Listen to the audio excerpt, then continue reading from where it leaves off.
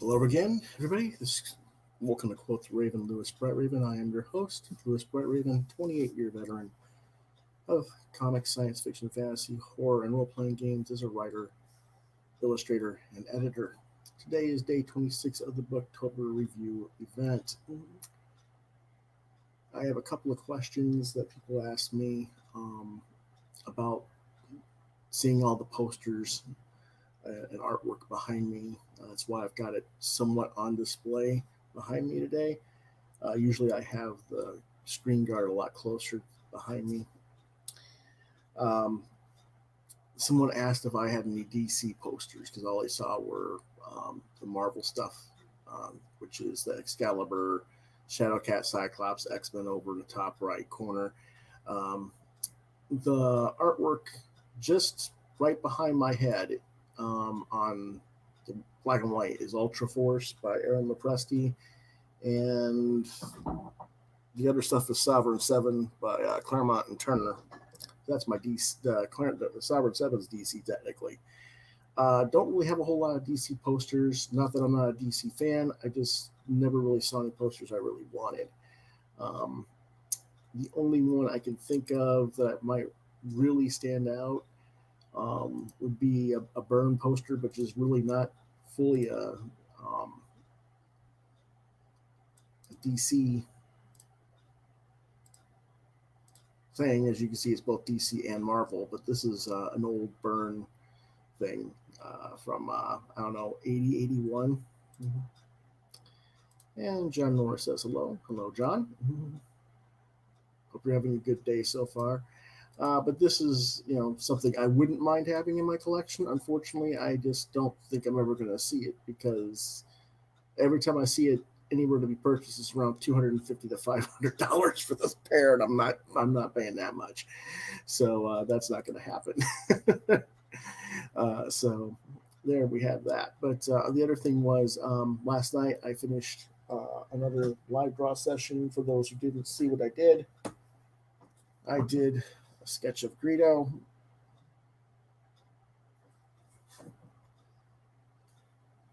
And I did some pinups. Well, not pinups, they're actually a set of sketch cards. 2 sets. This is one of the sets I did. Okay. I did a set of 12 where I colored and finished those up, and I'm going to continue to do those sketch cards throughout the week, but I'm not going to show them on air. I'm not doing another live draw until Friday, November 6th. I've got a lot of work to do between now and then, and don't really have the time to dedicate a 3-4 hour block to being on video, other than the regular one weekly show.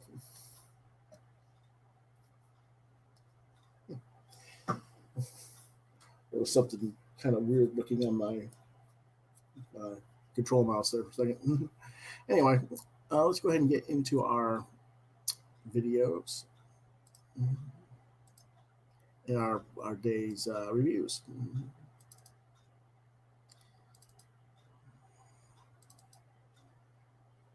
Our first book is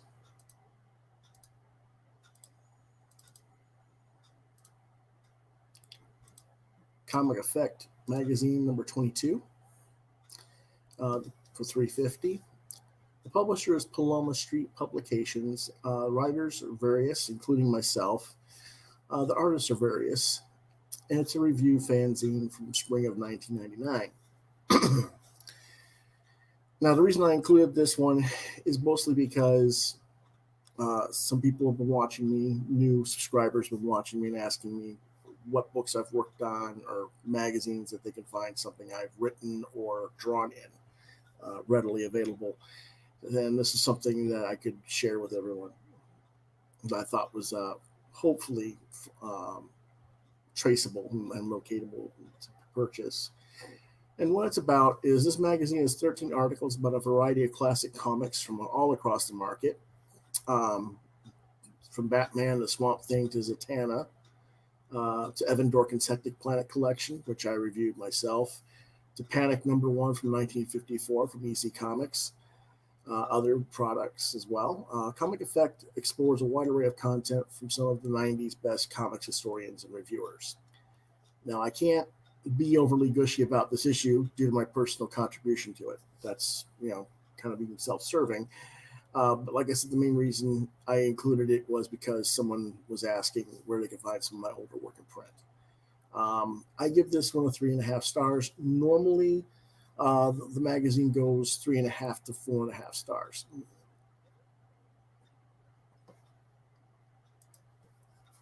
And it's a little pamphlet magazine. And it's got, let's see, how many pages is it? It's 48 pages, 49 pages with the cover. Sometimes they run as high as 64. It depends on how many people contribute to the magazine. It's published by Jim Kingman. And there is the article written by me. I don't know if you guys can really get a chance to read it there, but it's not coming in clearly, obviously, but I apologize for that. But yeah, it's let's see, how long is that thing? It's about a 2.5 page article on Hectic Planet. And the cover is by Ed Quimby, who was a regular cover artist for Comic Effect. Nice little Salmon Mystery Theater cover.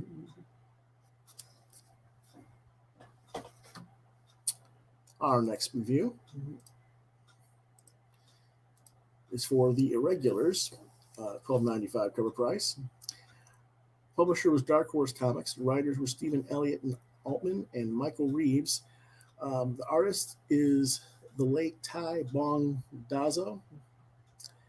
The genre is superhero, horror, action, adventure kind of stuff. I don't know if I'd really put it that way, but I don't know why I typed it that way, but I did. Oh, I know why, because Dark Horse listed it that way.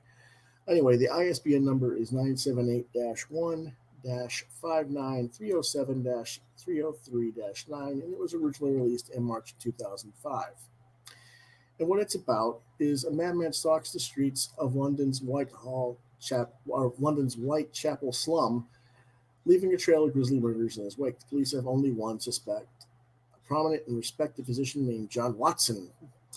The master detective Sherlock Holmes, in order to solve the most fantastic mystery of his career and save his greatest friend from the gallows, employs a band of young street urchins to infiltrate the alleys of Whitechapel.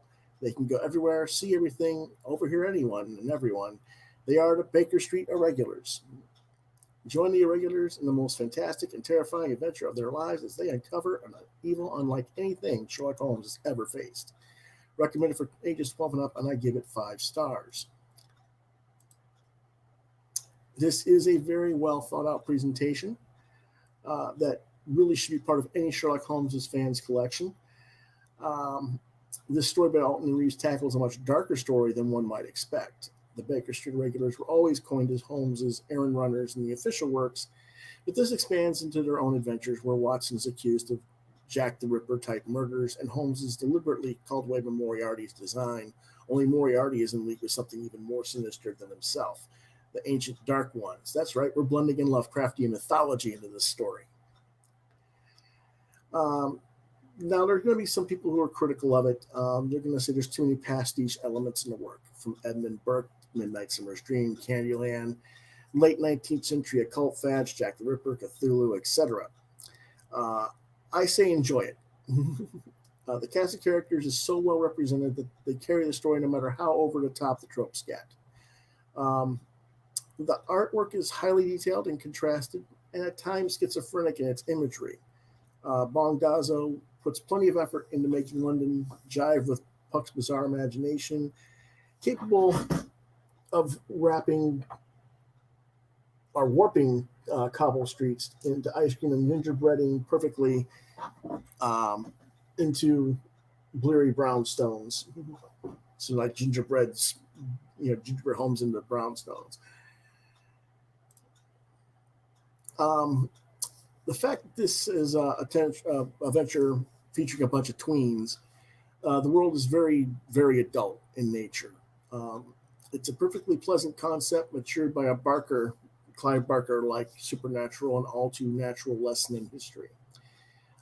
Especially if you read it uh, against Conan Doyle's Sherlock, or backed by a lecture on Whitechapel and Jack the Ripper, or maybe some H.P. Lovecraft. If you were discussing the books in, say, a podcast for just covering Sherlock Holmes, or you were doing this in a class where you were giving it as a reading assignment. But there's so much different stuff to unpack that a book club could take hours trying to dissect this book. The class of work is this work is classified as young adult and for 12 and up by Dark Horse as the publisher, and I'm inclined to agree with them. But then I read a lot of heavy works at that age. Some parents would be wise to give the work a quick look over and be sure your young charge is ready for it, because this is a very dark book. Unfortunately, the artist, Bongdazo, passed away in 2018 of liver cancer at the age of 53. He's better known for his Marvel work on Deadpool and some other Marvel stuff. But this is probably his most underappreciated work, I think. And I wish more people would check it out. Let's take a look at the art. And this, I believe this was all Dazo himself, pencils and inks. And Watson is walking by, and they talking to different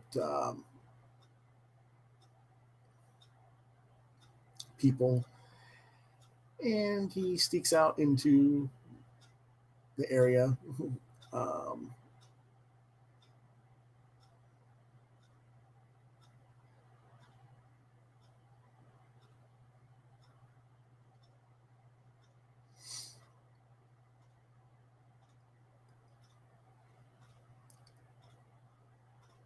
Pardon me, I'm getting a brain fart. He sneaks through the woods into one of the areas where a person follows him up. It turns out to be Lord Pensington, someone who was not someone that this person wants to talk to, and he ends up killing him. Now, is this actually Watson doing the killing, or is it someone who just looks like Watson? We're not really at this point sure, but she witnesses it straight up and runs. And then here's the Wiggins, one of the street urchins of the Baker Street Irregulars, sitting in the rain outside 221 Baker Street, where Holmes is, and the police have arrested Watson for the murders.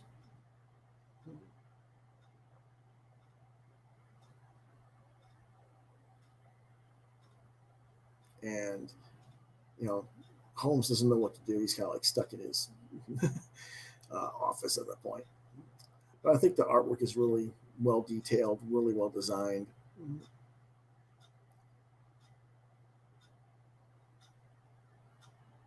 Like I said, I think this is earlier stuff like that. John asks, he wonders if it's the same Michael Reeves who worked on Batman, the animated series, Gargoyles, and other animated series. It sounds like it. Yes, this is the same Michael Reeves.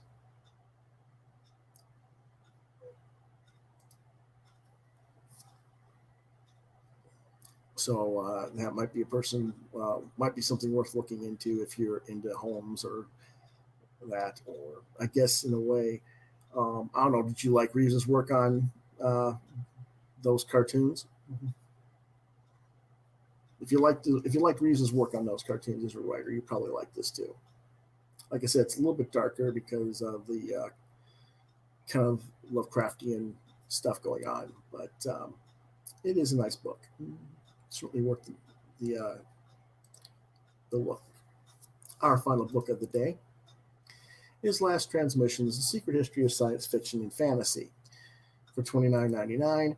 Although you can get it for like maybe $7 or $8 at Ollie's bargain outlet, if you have an Ollie's in your area. That's where I got mine. And publisher is Abrams Image. The editor compiler is Desirina Boscovich, with a foreword by Jeff Vandermeer.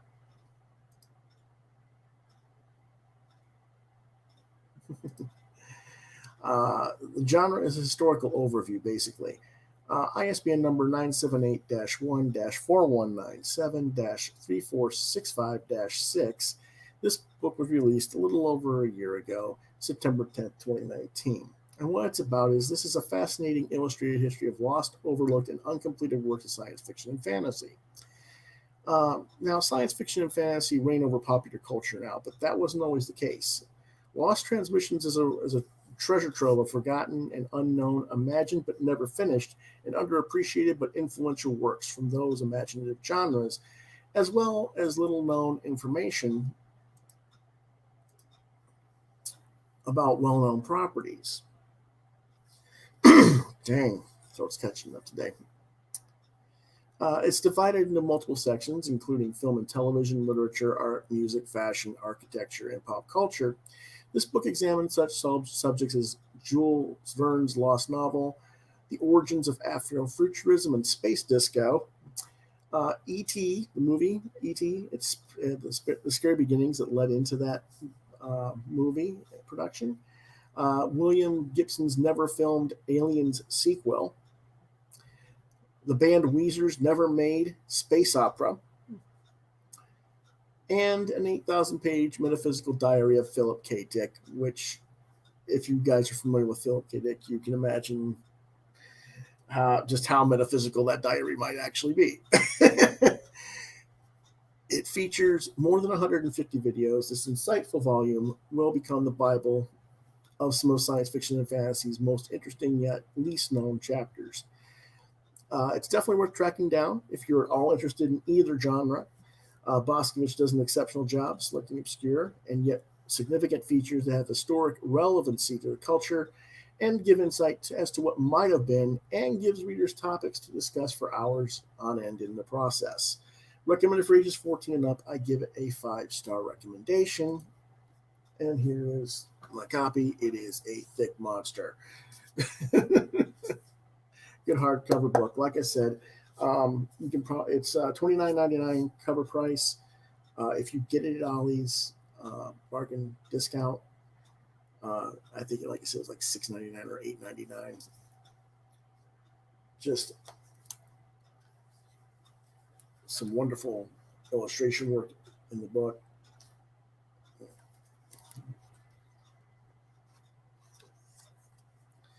Now, there's a lot of stuff here that's not necessarily like not known about. I mean, everybody knows about Arlen Ellison's Dangerous Visions anthology. If you're at all knowledgeable of science fiction, you've heard of it.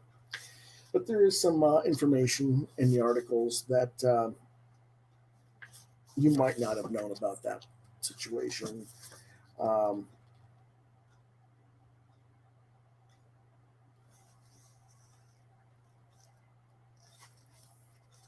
Articles about Kathy Acker, who is one of the most underrated female authors in science fiction and fantasy. A lot of people don't know who she was, even though she's one of the most influential writers of her era.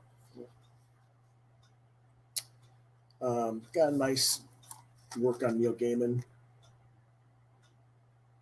on his, what are they called, Veraconium, which is by M. John Harrison.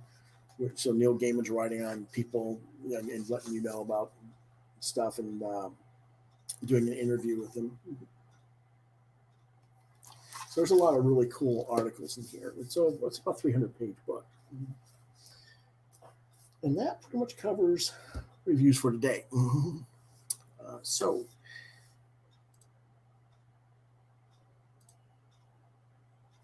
tomorrow we will, there we go. Tomorrow's books will be reviewed. Elemental Special number 1, Writer's Block Anthology number 1. It's a relatively small anthology book. And Big Bang Comics, I think it's number 23. Let me check. No, 21. My bad. 21. Featuring Shadow Lady. So those will be our 3 books for review tomorrow. If you want to reach me, you reach me on Facebook at lewis.brightraven, deviantart.com/brightraven, on YouTube at Quoth the Raven, Lewis Brightraven, at Gmail at quoththeravenlbr72@gmail.com. And that's where you can ask me questions about anything that you've seen on the show, reviews, ask me other questions, and stuff like that. Or you can, if you can't get me at the Gmail address, try lewisbrightраven@yahoo.com. The regular weekly podcast airs Thursday nights at 9 p.m. Eastern Standard Time. And this week, I don't know if I've got a guest yet or not, but if I don't, the topic will basically be a discussion of the most underrated artists, in my opinion, in comics. Will probably be the theme of this week's show.